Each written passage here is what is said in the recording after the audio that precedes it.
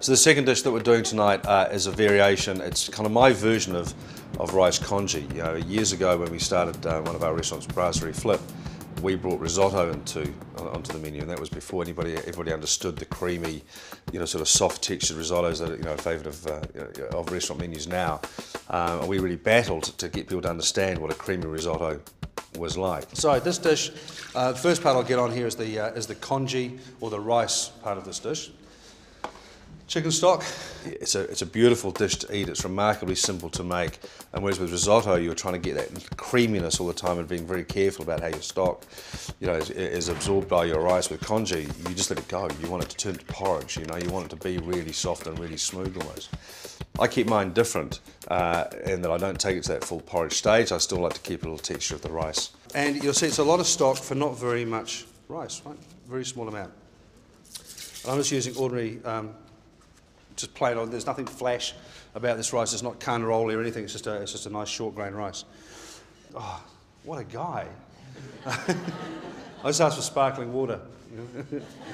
He knows what a chef means when they say, "Can I have a sparkling water, please?" Oh, he's a chef. You know, sparkling water.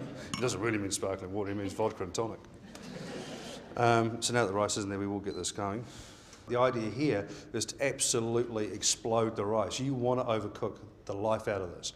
You want it to get it down till it's almost, I mean, the Chinese take it to a smooth porridge and they make it for breakfast because it's the best restorative there is after a hangover. Not that I made it. So you put it on there, put the lid on, 2 hours, walk away, leave it.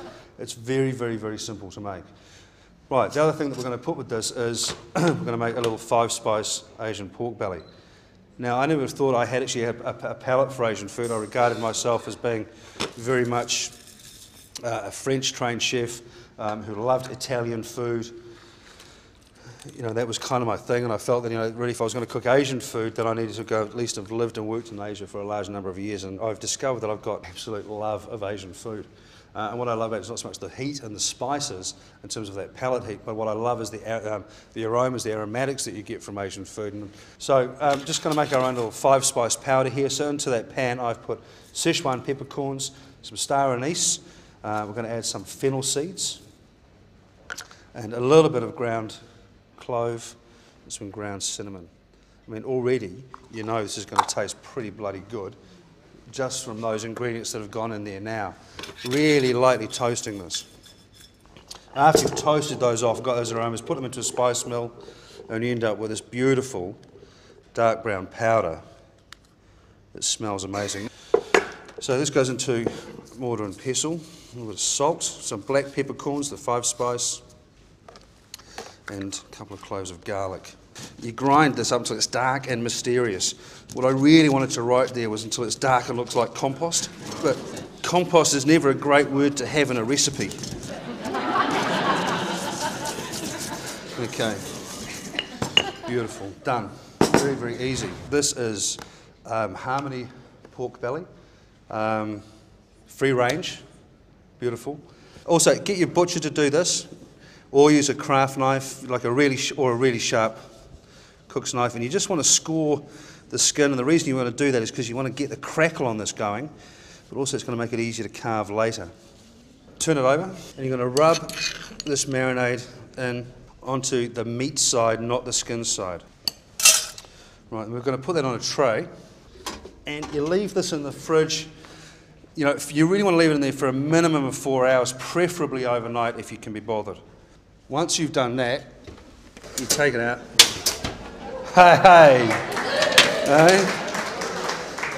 You put it in the oven, on a really hot oven for the first 30 minutes, 220 degrees. We do that because we want to blast some heat into it. We want to get that crackle set.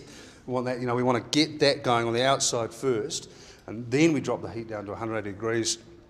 So it goes in here. So here's the one that is half cooked, and here's the one that is fully cooked. Right, you'll see that obviously it's dropped down, that little bit of moisture that's come out through there. This is looking beautiful underneath. Here's the rub that's gone into it. It's smelling divine. This dish really is bringing together a few influences. So we've got the congee, which is distinctly Chinese, and we're going to use it as well as the pork belly, but we're going to make a sauce which I like called sumiso, which is a sauce I learned how to make when I was in Japan. All right, this is just a little bit of sake going in here. and then you can just roast it in the oven with it. That's just some mirin. Right, so the soy sake, just going to bring that up I'm just going to simmer that for a couple of minutes. And then what will go in there is our miso. Now we don't need as much as I've got here. What's happening? Right, so once you've made this as a base, this miso base, or semi-miso base, just keep it in a jar in the fridge. There's nothing in here to go off. It'll last forever. Right, sugar. Right, brilliant. Whisk that together. Right, once that cooks down, we're determined to use every pot in the place. This is what it kind of looks like. You know, this is, you know, you can just dip raw fish in this and raw vegetables. It's so tasty and so good. Right, in there a little bit of mustard powder as well. That's going to give us some heat. And just to cut the sweetness that we had in there, some rice wine vinegar. Okay, now so what we're really going to be making here is a butter sauce. So this is a variation of a sauce we call beurre monté, which is a French base, or beurre blanc. Right, now one of the things that over the years a lot of people ask me, especially in terms of I think predominantly from the writing and the listening that I used to do, was all my recipes state the use of unsalted butter. And we probably got more letters to the editor about why I was always insisting on people use unsalted butter as opposed to salted butter. And the reason for that is like unsalted butter is what the Americans also refer to as sweet butter. And that's because with unsalted butter, I get to control the seasoning, right? Or you get to control the seasoning. Because obviously if you're using salted butter straight up, you're immediately adding salt into your dish and into the frying pan. Okay, once I've made the sauce, we're going to use these beautiful Tamatuku Bay oysters here, right? Now these are oysters from your neck of the woods, and if you're not in love with these already, you absolutely should be, and it probably will be after tonight. These are probably my favourite oyster in the country, and I mean, I always used to be I'm an oyster fanatic, and I used to, you know, like devour bluff oysters like no tomorrow. Anyway, we're just going to finish off the congee. Now, this congee's just been quietly simmering down here. This is the one obviously that we prepared a little bit earlier. Mix that up. In there goes some chopped. That's the ginger, some finely chopped root ginger, some finely chopped garlic. And this is where this dish really starts to come alive, right? Is when we start to add all these flavourings. In there goes, and hopefully that's the fish sauce, it is. Just a little bit of soy, and stir that around.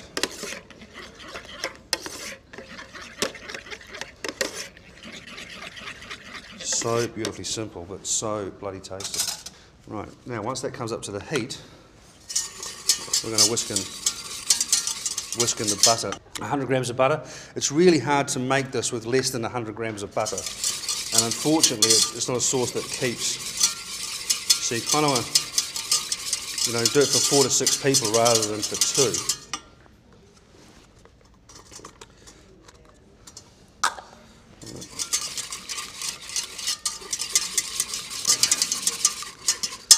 Leave that. Taste that. Beautiful. Now, at the restaurant we serve it in these. These are beautiful little dishes that we just get from like the Japanese store. You know, they're about $2 each or something like that. So cheap, they're fantastic. Into the congee, these oysters just loosen from the shell like that. You see what I mean about how plump these oysters are? Look at that. You know, oh God. Right. Now, just putting those in that congee just long enough for the oysters sort of pucker up and tighten. Lovely. Okay. Now, also into here goes our pork. So after roasting the pork, take it from the oven and just put it in, you know, a nice sort of place for it to rest for 20 minutes to half an hour. Right, we're just going to drop 4 of those in there. Stir that through, right? You sort of see how they've just lightly tightened up here. The hot pot of congee is a dish that's about textures as much as it is about flavours, and it's about, you know, it's got this fantastic mouthfeel. You've got this lovely soft porridge of rice with just these sort of little nubbly textures of grain still in there. You've got this lovely slow cooked roasted pork belly, which provides just a nice sort of slight chew but an interesting texture as well in terms of, you know, the little bit of pork fat that's in there. And then you've got the slipperiness of the oysters, which are just barely tightened in that stock from the congee. We cook them in there just so they sort of plump up a little bit, and that sort of firms up their texture as well. So there's really a lovely interplay of textures going on. As if that wasn't gilding the lily, in goes our sumiso sauce, and this just, I said, this is rich, beautiful, right?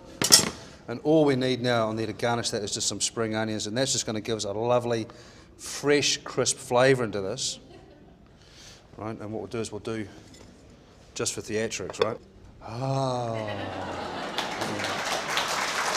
It's a deeply nourishing dish, and it's also quite an accomplished dish to do as well. You really feel like you've cooked. When you present it on the plate, you know you've been cooking. It's a great feeling.